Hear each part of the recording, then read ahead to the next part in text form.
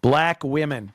Uh, it, it, and this, by the way, is another reason that I don't want Kamala Harris as president. Black women, they have something they run on black person time. This is the inherent inability for people with melanin to be on time for anything. Anything. You know, people often criticize edgy humor for the wrong reasons. You know, people think that these people who are saying these outrageous, crass things are disrespectful, they're mean, they marginalize people. But the real problem isn't that these people are mean. It's the problem is this is the lowest branch of comedy, and it's a branch that these people seem to not be able to get past. They're stuck in the same spot, and they can't move past the I'm just gonna say edgy shit for the sake of being edgy. Like they can't move past that. You can't come up with any substance, any content that goes beyond stereotypical tropes that you would think of in third grade or first grade. You know, when you think of people like George Carlin, that's when you realize that, you know, maybe you actually do have to have a little bit of talent to be able to go on stage and say funny shit or be behind a microphone and make people laugh. So if anybody doesn't know, this is Anthony Cumia, and I think he's a good representation of everything wrong with comedy, everything wrong with the commentating sphere. Yeah, and I know he's not a comedian, but he tried, you know, he got rejected by Comedy Central, so he just reverted to radio speaking because he didn't have the talent, the comedic talent. When you look at an Anthony Cumia, the layers are just so easy to peel back and see these edgelords for what they are. And it's not funny. These people aren't funny. These people are crazy. They're unfunny. They're untalented in terms of comedy. They have no substance, and they're controlled by low impulse control and inferiority complexes. And we're going to see that with this Anthony Cumia guy. If you want to engage in racist humor or anything that could be problematic to outgroups, that's fine, as long as it's talented, as long as it displays talent, as long as it's funny, that's fine. But when you're sitting around talking shit about black people all day just because you have identity issues and feel inferior in a way, that's where it becomes a problem. And you start to show people you're not trying to be funny. You're doing this because you're hurt inside. Someone's hurt you and you don't feel good with the skin that you're in. And we're going to go over a lot of that. So here Anthony Cumia is talking shit about a black person. He found this black lady's TikTok where she recorded a phone call where she got fired for being late. And, you know, she's giving the HR person who called her a hard time. She's giving her a hard time, trying to say, well, why was I fired? And, you know, an entitled black woman who's making a big deal about being fired. And Anthony Cumia really has a huge problem with this, but he's going to display it in a very weak way that shows not only his true colors, but a lot of these people who engage in this type of let's talk shit about everybody who's not white type of content. So about your absenteeism and tardiness. Okay. Do you know what time you have to be clocked in at work? 6 o'clock. Yeah, 6 a.m. Okay. So unfortunately, on 7/18, you clocked in at 6:12. Wow. We had a discussion about that. 12 minutes. Pause, because this is what she does. You punched in at 6:12. Wow, 12 minutes. Yeah, 12 minutes. Again, it's that thinking that you're the only person out there. You're the one human being out there. Because again, if everyone at the company takes 12 minutes, now you're talking hundreds of man hours, hundreds of chimp hours that the company is losing out on. So it's not just you. and show up on time. Your job is at 6 o'clock. You don't run a podcast from your own house so you can show up whenever the fuck you want. You have a job with somebody that makes you punch a clock. I bet you punches more than clocks. So obviously I'm not going to defend the woman because she's black or anything like that. But this just goes to show the simple nature and the hackery of an Anthony Cumia or anyone like this. You're going to pull up a video of a black woman who's fucking up and tear that video to shreds because it happened to be a black person who fucked up. It happened to be someone of color who fucked up. You know, this would be equivalent to me or anyone else scrolling through the millions of TikTok videos of white women being Karens and cursing and giving staff employees a hard time of hotels and restaurants, McDonald's, airports, and, you know, just being Karens, giving them a hard time. That's simple. Anyone can do that. It's easy.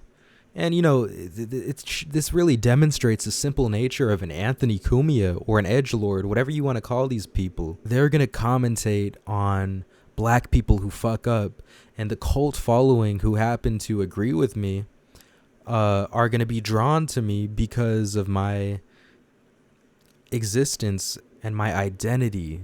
Something I haven't earned, something that's so simple. Like being a man, for instance. I didn't earn that. I was just simply born with it, right?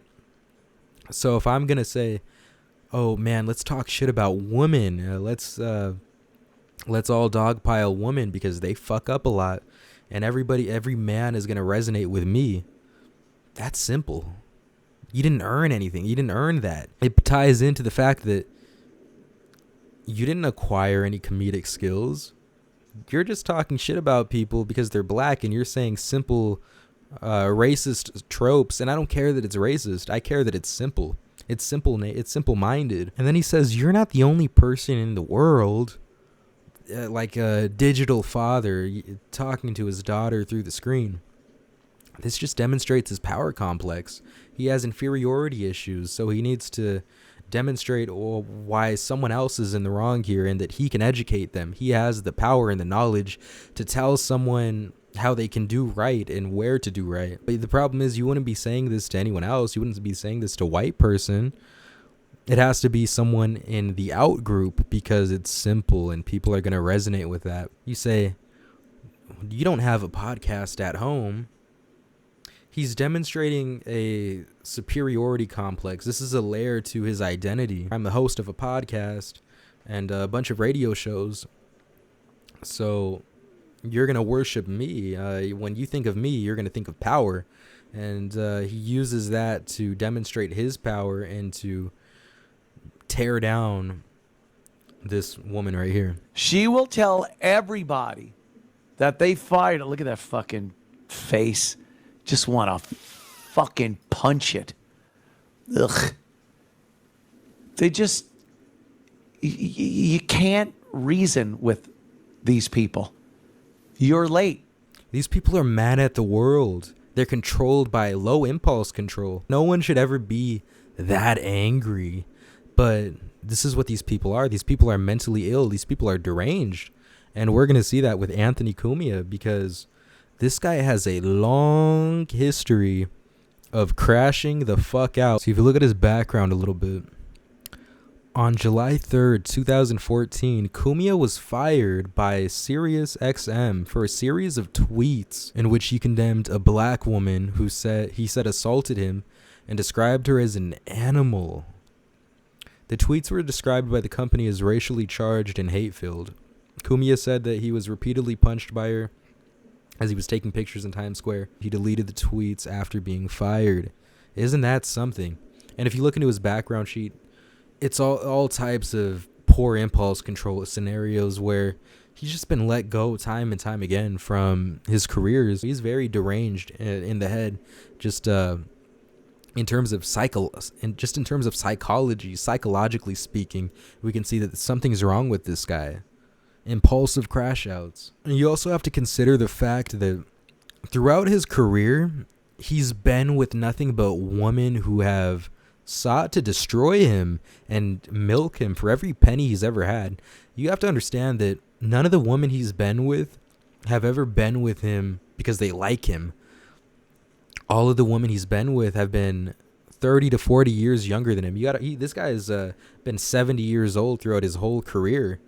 So he's always been a boomer, and he's always been with models. Isn't that interesting? Models who have been 30 years younger than him. Remember when I said that he's lashing out at the world? He has insecurity issues, and one can only think that in real life his family doesn't mess with him. He's lashing out at the world. On December 19th, 2015, in his home, Cumia was assaulted by his 26-year-old girlfriend, Danielle Brand, the daughter of Stress Factory owner Vinnie Brand. He was arrested by Nassau County Police on charges of strangulation, assault, criminal mischief, and unlawful imprisonment. Prosecutors said that Cumia had choked Brand, pinned her against the wall, and stomped on her head. She had a broken rib, chest pain, and a swollen arm. In June 2016, Cumia pled guilty to third-degree assault and criminal obstruction of breathing in a plea deal. He was required to enter a 6-month batterers intervention program and alcohol abuse treatment. Cumia later admitted on his show to biting Brand's hand because he was pissed and out of his mind. Cumia spent April 2016 in a rehabilitation facility in Tampa area in Florida. But now we know that this guy is crazy. He suffers from low impulsivity disorder. What is that linked to? Alcohol abuse. And we saw that this guy needed help. He needed help with his alcohol problem. You know, these people really have power complexes. They're deranged. They have insecurity issues, so they lash out on the out group. And he beats his woman, who is significantly younger than him. She was the daughter of Vinnie Brand, age 61 years old. That's her father. Now, if we look at Cumia, he's 64 years old, older than the woman's father. We have the footage of a little dispute, and this is only one of many, probably. This is his girlfriend. I'm in Long Island. I got my hand broken. I'm waiting for the police to come, but oh my god, don't hit me again. I'm kidding you. Stay away from me. I tried to call the police. He turned the phone off.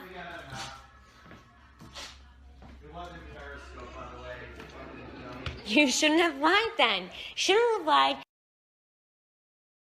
And then I wouldn't be periscoping this right now. Leave my house.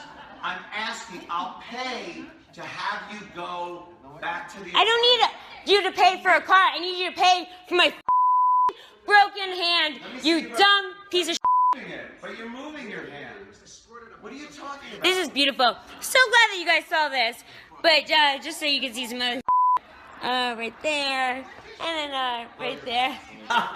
Ladies and gentlemen, it's the Anthony and Danny show. Oh, never put my name with yours, you racist bigot. Stay away from me, you psycho! Come on, baby. Oh my God, isn't this great? You threaten me all the time.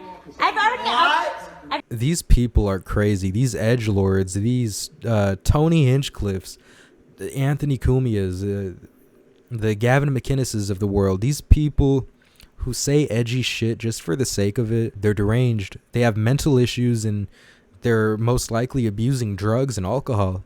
You know, they go for very lowbrow styles of humor. Also, these people are genuinely mad at the world, and they need a way to let off steam and just let their anger out through talking shit about the out group. This is how they deal with their problems. This is how they cope with their inferiority complexes, with their issues at home, with the issues of the women who want nothing to do with them, and you know, it's just really, it's a bad look for these people. And Anthony Cumia, just so much has been exposed about him.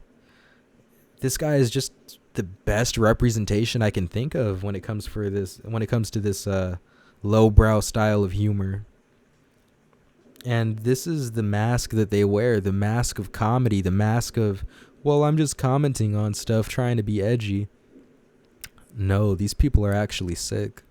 Let me know what you guys think about this.